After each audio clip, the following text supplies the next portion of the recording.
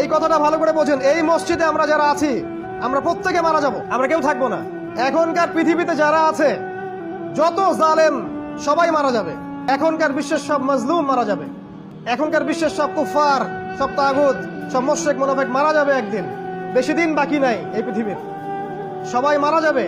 আল্লাহ পাক বলেছেন ফামান যুহসিহা আনিন নার ওয়া উদখিলাল জান্নাতা ফাকাদ ফাজ।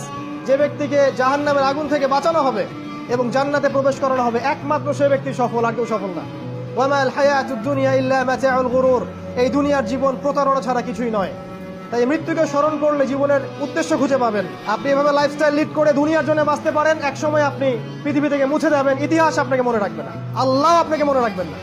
আল্লাহ পাক বলেছেন সূরা তাহার মধ্যে যে আমার জিকির তোমার কাছে এসেছিল কিন্তু তুমি সেটা ভুলে গিয়েছিলে, এই কারণে আজকেও আমি তোমাকে ভুলে গেলাম।